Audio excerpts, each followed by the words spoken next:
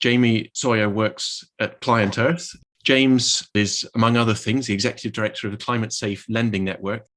Jamie, maybe I can start with you. ClientEarth had this fantastic track record of holding governments to account. You've successfully stopped the development of new coal power plants in places like Poland, holding businesses to account.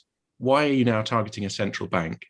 We've reached the point really when we're, as everyone knows, we're in a climate emergency, and this is the real critical decade for climate action. And we are saying that all actors in the economy need to be taking that action. And it's certainly not just governments, it's not just businesses that we've been pursuing before. So in terms of our current case, for those who aren't aware of it, we're essentially targeting one of the ECB's quantitative easing programs.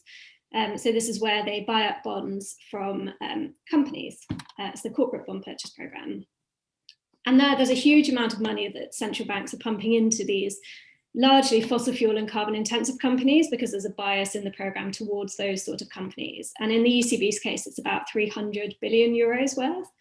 And the effect of that program is that it essentially enables eligible companies to get cheaper financing. So they can issue bonds to raise funds at lower interest rates than they otherwise could. So the program just facilitates those companies to continue to exacerbate climate change through their operations with no climate related conditions attached. But we do recognise that the central banks have a massive power in terms of signalling to the market.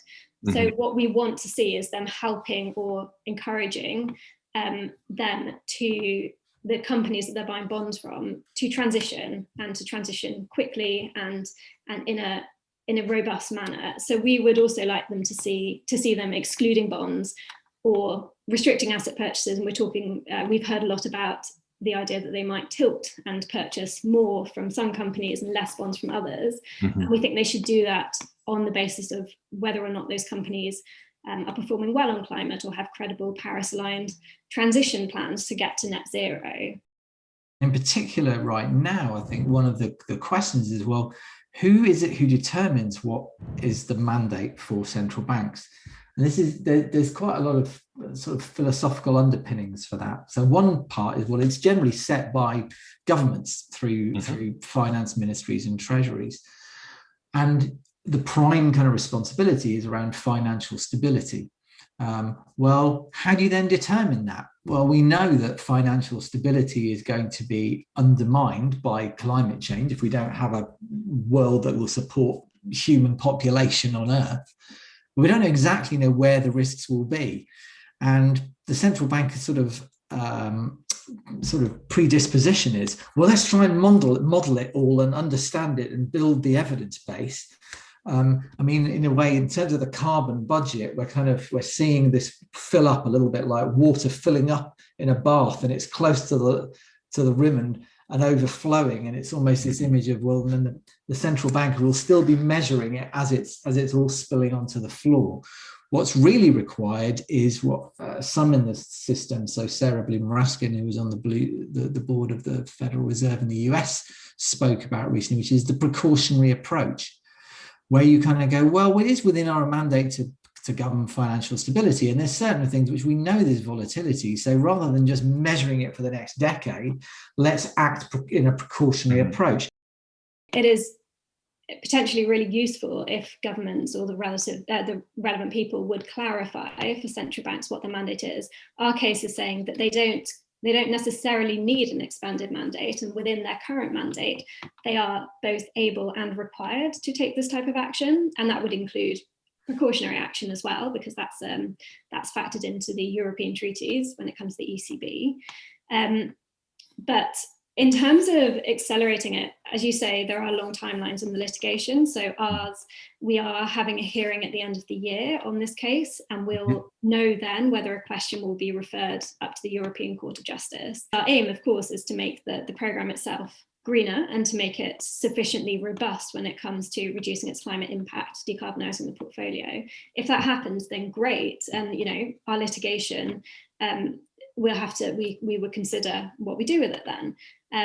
But to the extent that they don't go far enough through the strategy review, then our litigation is obviously one way of trying to make them to do that in future. banks are driving, especially in Europe and the UK, are driving the capital allocation, the money flow into the real economy. And for sure, there'll be certain, pioneers who are first movers who are trying to kind of take green voluntary action and kind of to get towards net zero. But what you need regulation for is to be able to level the playing field. And when there's enough possibility to say, well, actually, we can make this shift, then we need to make sure that it's followed in by regulation. In particular, if there is a possibility that there's almost some benefit to be had by being a laggard. So if you're the bank who is not being punished for taking up and sort of sucking the profits out of the polluting business which is left, then that's something where it leads to the tragedy of the commons. It leads to this sort of freeloading. The whole financial system's here to support collectively society and business to do the things which we need it to do. So that can also be part of the mandate. And if those rules do change, then it fundamentally changes instantly in the models of bank. It changes instantly in the judgments of, well, where should we be looking now? How do we start allocating? And then the minute that you start to sort of see the debt in particular from the banking sector kind of, turning away, that drives the economic and the risks up for every other sort of financial actor. And so you see this kind of impact kind of flowing through into the real economy. The primary distinction is rather than the financial institution, but is it primary investment or is it secondary investment? A lot of the stuff in the secondary market, in capital markets, you're buying shares off somebody else. The activity is kind of flowing somewhere else. The company might even know who you are. Whereas putting your money within banks or subscribing to a new bond, capital market debt, everything is primary investment. It is financing, sort of finance the verb to make new things happen in the world. And those flows can either be directed at things which are kind of causing problems or flowing towards the solutions. How do you set the rules in terms of, well, when are these flows in primary investment going to be good enough? And there's been the EU taxonomy. We know from things like the IEA report, there's certain activities which are clearly not aligned, but there's a lot of kind of grey areas. And I think this is where we might need to learn from COVID and sort of say, well, there's a role for complementarity of experts. So whereas, government policy and public policy has to be led by epidemiologists, it's like, how can the climate change committee and the climate scientists, for example, on a dynamic basis, be advising the central bankers in terms of the rulemaking, because things will evolve over time, including our own understanding. We can't sort of say now blithely that we can kind of set all of those criteria, but how can we set up the governance of this process in a sort of a joint format so that there is that constant feed with a clear objective in terms of kind of the climate safety of the world. You might think that it's not that impactful when it's on a consumer by consumer basis. It's just me or you writing to our bank to say, I'm really unhappy in what you're doing on climate. And you'll probably get a standard response saying, well, actually, we're doing all of this on climate. And you might think that's great. It's very difficult to actually pick apart and see that that's not good enough. But one bit of feedback we are getting is that mass consumer engagement, so getting a whole bunch of people to write to the banks, gets escalated very, very quickly up to the bank's board, because it's really important to them from a reputational standpoint. And the more people you do ultimately get moving away, the less capital they have to lend out. We only have about sort of 6-7 years of carbon budget left. We have to address this really urgently, and we have to get things moved around.